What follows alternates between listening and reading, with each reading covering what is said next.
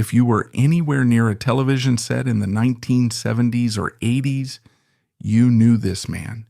He was Elrod, the bumbling, lovable resident of Cornfield County. He was the gentle giant with a thunderous laugh and a twinkle in his eye, a core member of the cast of Hee Haw, one of the most successful and longest-running shows in television history. To millions, he was the quintessential country bumpkin, a caricature of rural life that brought joy and laughter into living rooms across America. They called him the Round Mound of Sound, a nickname that perfectly captured his immense physical presence and his booming bass voice. But what if I told you that the simple country boy persona was a carefully crafted costume? That beneath the overalls and the goofy grin was a man of surprising depth and hidden ambition? This is the story of a man who dreamed of being a farmer but became a star, a man who secretly studied classical music theory only to embrace his hillbilly roots, a war veteran who was told his voice was too strange for the army, but who turned that voice into his trademark. This is the story of a devoted husband whose wife was the secret co-writer of one of his hits, and a beloved television icon whose sudden death left a hole in the heart of country music. This is the story of the man they called the Sheriff of Boone County, the real story of James Kenneth Price. To understand Kenny Price, you have to understand the land that shaped him. He was born on May 27th, 1931, in Florence, Kentucky, a stone's throw from the banks of the Ohio River. This was a unique corner of America, not quite the Deep South, not quite the industrial Midwest, but a blend of both. It was a world of rolling hills, family ranches, and a culture where country music wasn't just entertainment, it was the soundtrack to everyday life. He was born into the teeth of the Great Depression. The Price family, like so many others, lived a life tied to the land. They ran a ranch, and for young Kenny, the dream wasn't a spotlight on a stage, but the quiet, respectable life of a farmer. This deep connection to the soil, to the rhythms of planting and harvesting, would stay with him forever. It was a genuine identity, not a marketing gimmick, and it would later infuse his songs with an authenticity that resonated with millions of listeners. The country boy image he projected wasn't an act, it was the core of who he was. In this rural world, music was a communal experience. It was passed down through oral tradition at barn dances, church socials, and family get-togethers. It was here, listening to local musicians, that Kenny first picked up a guitar at the tender age of 5, and it was here that his most distinctive gift began to emerge, a deep, resonant bass voice. In an era of country music dominated by high, lonesome tenor singers, Kenny's voice was an anomaly. It was rich, powerful, and to some early ears, too heavy for the tinny speakers of radios.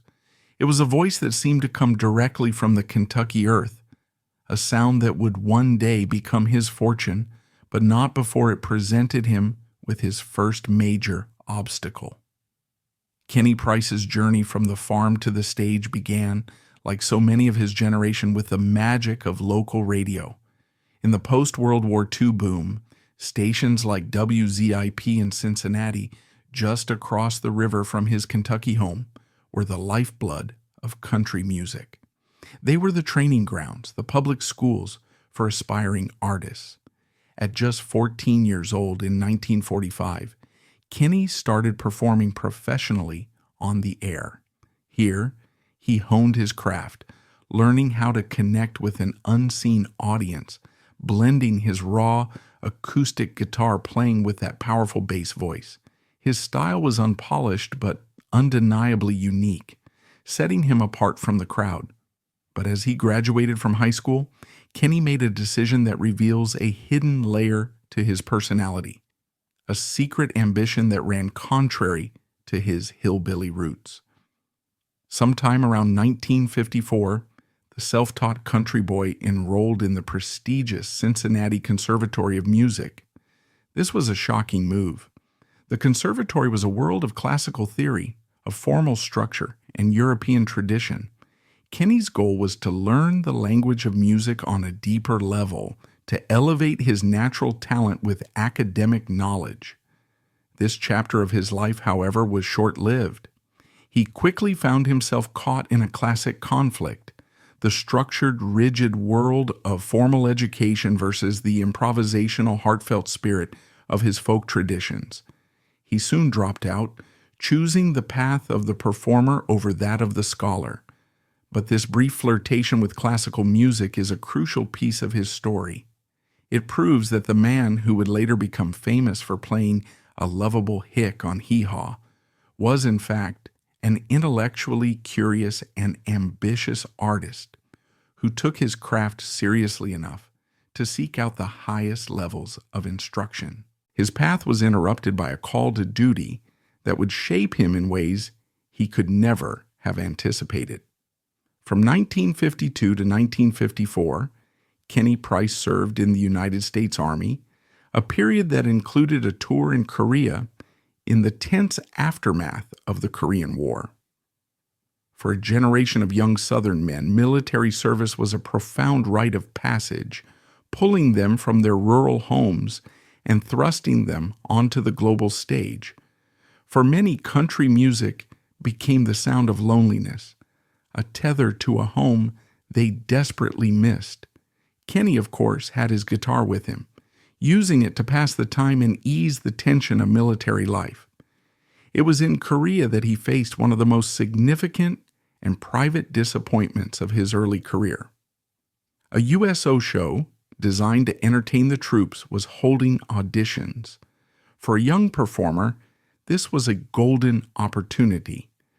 Kenny auditioned, confident in his talent, but he was rejected. The reason, he would later reveal in rare interviews, was that his deep bass voice was considered too strange for the pop and jazz standards favored by the military entertainment circuits of the day. This failure was a deeply personal sting. To be told that his most unique gift was a liability, especially in a setting where he hoped to bring comfort to his fellow soldiers, was a bitter pill to swallow. This secret rejection, however, became a catalyst. It solidified his resolve. If the mainstream world wasn't ready for his sound, he wouldn't change his sound. He would wait for the world to catch up. He left the Army more determined than ever to succeed on his own terms. In our last chapter, we met James Kenneth Price, the Kentucky farm boy with a booming bass voice so unique it was rejected by the Army's USO. We followed his journey from a secret, short-lived stint at a classical music conservatory, a hidden ambition that spoke to a deeper complexity, to a decade-long struggle in the shadows of rock and roll. We watched as he held fast to his unique sound, a voice the world wasn't quite ready for. We left him at that pivotal moment in 1966, a moment of pure, hard-won triumph, when, after 9 long years of trying, of playing to half-empty bars and recording singles that vanished without a trace, he finally heard his song, Walking on New Grass, climbing the top 10 of the country charts. He had proven the doubters wrong. All the years of persistence, of betting on himself when no one else would, had finally paid off. The farm boy from Florence, Kentucky had officially arrived, but this is where the story truly gets complicated, where the path to success forks in a way he could never have anticipated. What happens when a serious traditional musician, a man who has finally achieved his lifelong dream, is offered a different kind of fame? A fame bigger, broader, and more lucrative than he could ever imagine, but one that would require him to put on a costume, to become a character, a lovable clown on America's biggest stage. This is the story of how Kenny Price, the singer, became Elrod, the television icon. It's a story about the choices we make, the personas we adopt, and the complex, often bittersweet legacy a man leaves behind when the laughter finally fades. The world Kenny Price broke into was a world in the midst of a sonic reinvention. By the late 1960s, the raw, twangy, hillbilly sound of early country was being systematically replaced by the Nashville sound. This was a deliberate and calculated commercial strategy, masterminded by producers like Chet Atkins and Owen Bradley. It was a move to make country music more palatable to a mainstream pop-oriented audience that had been lost to rock and roll. The fiddles and steel guitars were often pushed to the background, replaced by lush string arrangements, smooth background vocalists, and a polished production style. It was a more sophisticated urban sound, and it was the sound of money. At the same time, television was emerging as a powerful new frontier. Shows like the Porter Wagoner Show and the Johnny Cash Show were proving that a country artist's visual presence, their charisma, was just as important as their voice. This was the environment, polished, professional, and increasingly visual, where Kenny Price, a man whose identity was rooted in the unvarnished authenticity of a Kentucky ranch, now had to find his place. After his initial hits on the independent Boone records gave him the leverage he needed, Kenny was signed to the major leagues, RCA Victor, in 1968. This move placed him in the hallowed halls of RCA's Studio B, recording in the same rooms where Elvis Presley, Dolly Parton, and Waylon Jennings had made history. This began the most successful and prolific recording period of his life. He was never an outlaw like Johnny Cash or Merle Haggard, challenging the Nashville establishment. Instead, he was a consummate professional, a journeyman in the most honorable sense of the word. He understood what country radio and its listeners wanted, and he delivered it with unwavering consistency. Well-crafted, relatable songs about the common man. He became a master of the narrative song, releasing a steady stream of hits that told vivid, often humorous stories. There was Northeast Arkansas, Mississippi County Bootlegger, a witty, story-driven tune about the cat-and-mouse game of illicit moonshine running, a classic slice of Southern folklore. There was his soulful ode to the Gulf Coast, Biloxi, a song that showcased the warmth and emotional depth of his bass voice. And of course, there was his most famous recording, 1970's The Sheriff of Boone County. The song was so perfectly suited to his down-to-earth, authoritative yet friendly persona that it felt like an autobiography set to music. It became a top 10 country hit and even briefly crossed over to the pop charts, a rare feat for a traditional country artist at the time. For 15 years, from the mid-60s to the late 70s, he was a constant, comforting presence on the charts, with an incredible 34 hit singles to his name. While he never hit that elusive #1 spot, his reliability made him a beloved figure, a voice you could count on to deliver a solid, honest country song. Behind this public success, however, was a secret creative partnership, one that tells a deeper story about the realities of the music industry in that era. In 1971, he recorded a fun, energetic novelty song about the trucking life called Let's Truck Together. It became another solid hit, a favorite on jukeboxes at truck stops across the country. But what the record label, the radio DJs, and the public rarely acknowledged was that the clever, authentic lyrics were written by his wife, Donna Price. She wasn't just sitting at home. She had spent countless hours on the road with him, living the grueling life of a touring musician. She absorbed the unique culture of the highway, the CB radio slang, the camaraderie, the loneliness, and channeled those first-hand experiences into the song, capturing the voice and spirit of the lifestyle perfectly. In the staunchly male-dominated world of 1970s Nashville, it was commonplace for the creative contributions of wives and female partners to be minimized or completely overlooked. The industry was built around the myth of the male artist, and the credits and royalties often went exclusively to the man in the spotlight. But Donna was far more than just a supportive wife. She was an active, creative partner, a source of inspiration, and a talented lyricist in her own right. Their life was a true collaboration, both on the road and on the records, a fact that deepens the story of the man who built his career on celebrating the everyday working person. He wasn't just singing about it, he was living it, side by side with his partner. By the mid-1970s, Kenny Price had built a solid, respectable, and comfortable career in country music. He was a known entity, a beloved performer, and a staple of the Grand Ole Opry. But a phone call in 1976 would detonate that comfortable reality and change his life, his career, and his legacy forever. He was invited to join the cast of Hee Haw. To understand the magnitude of this, you have to understand what Hee Haw was. It wasn't just a TV show. It was a cultural juggernaut. It was a kitschy, high-energy blend of country music performances and rapid-fire vaudeville-style comedy sketches set in the fictional Cornfield County. Despite being derided by critics as cornpone, it was a ratings behemoth, attracting an audience of over 30 million people a week. For a recording artist, an appearance on Hee Haw was a golden ticket to a level of exposure that radio alone could never provide. For Kenny, it became a new home and a new identity. On Hee Haw, his carefully cultivated musical career was immediately and permanently pushed to the back seat.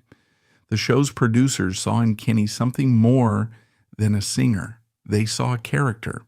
They capitalized on his imposing physical size. He stood an impressive 6 feet 6 inches and weighed over 300 pounds, and his naturally cheerful, easygoing demeanor. He was cast as Elrod, a simple-minded, good-natured resident of the fictional county. He was cast as Elrod, a towering, cheerful figure whose easy humor and warmth quickly made him one of the show's most beloved characters. Kenny fully embraced the role, proving to be a natural comedian with a gift for the deadpan one-liner and the goofy grin. On Hee Haw, his larger-than-life presence and booming laugh made him unforgettable, a natural fit for television comedy. This pivot from serious singer to full-time comedian was the central conflict of his professional life. It brought him a level of fame and financial security that his music career, successful as it was, never could have achieved. He was no longer just a country singer known to country fans. He was a national television star, a face recognized in every corner of America. But this fame came at a cost. The Elrod persona was so popular, so pervasive, that it began to completely overshadow his 2 decades of work as a serious recording artist.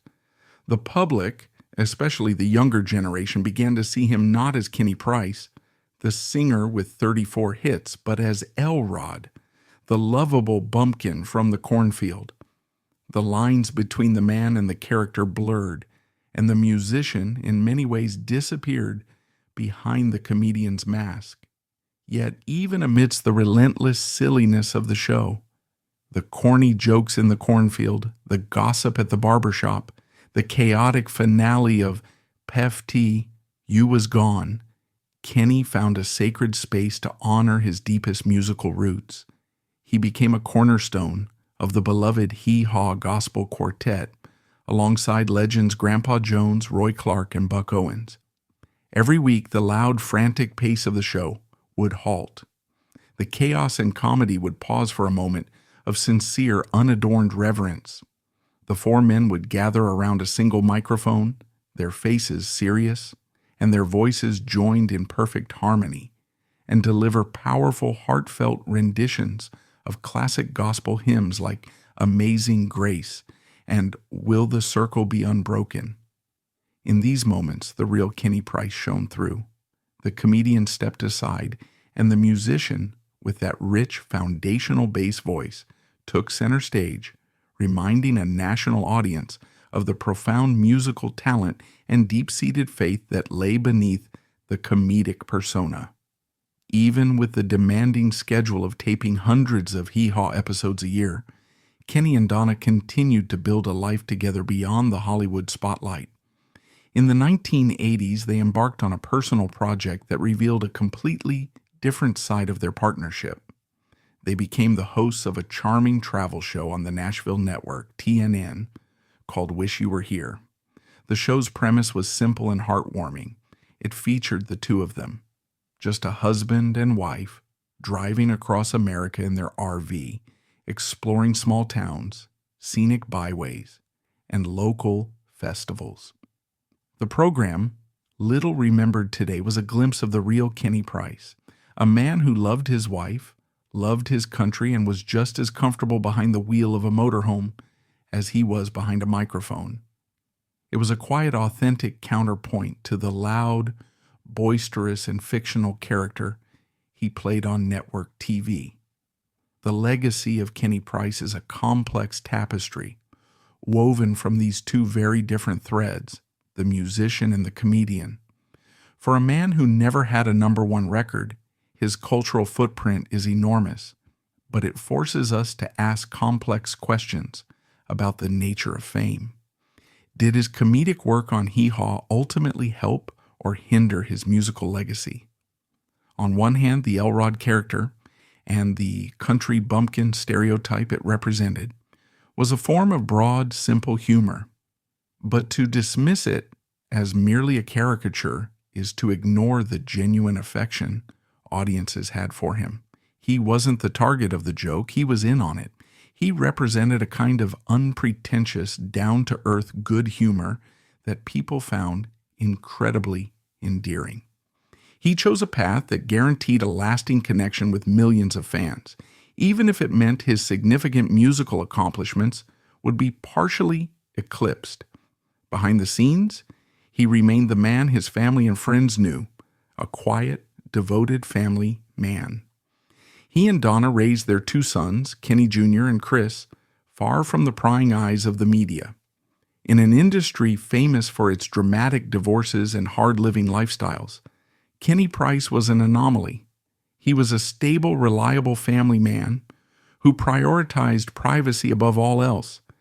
This choice was a conscious one, rooted in the values of his rural Kentucky upbringing, and it cemented his reputation among his peers as simply one of the good guys in the business, a man whose real life was grounded in the very principles his music celebrated. Tragically, just as his television fame was at its absolute peak, his life came to a sudden and shocking end. The relentless schedule of filming Hee Haw, combined with a lifetime on the road, had taken an invisible toll. On August 3rd, 1987, Kenny suffered a heart attack at his home in Florence, Kentucky. He was rushed to the hospital but passed away from a second massive coronary just 1 day later. He was only 56 years old. The news stunned his millions of fans and the entire country music community. His death left a void in the heart of Hee Haw and silenced one of country music's most unique voices. It was a tragic end to a life defined by persistence and good humor. His legacy was honored in his hometown, where a stretch of highway was named the Kenny Price Expressway, a permanent reminder of the local boy who never forgot his roots. And in a final, poignant discovery, his family revealed that, just before his death, he and Donna had been actively planning a new album. After all the years of comedy and television, his first love was still the music. It was a final verse in his life story that he never got to write. So who was the real Kenny Price? Was he the serious journeyman singer with a string of 34 hits? Or was he Elrod, the laughing comedian from Cornfield County? The truth is, he was both.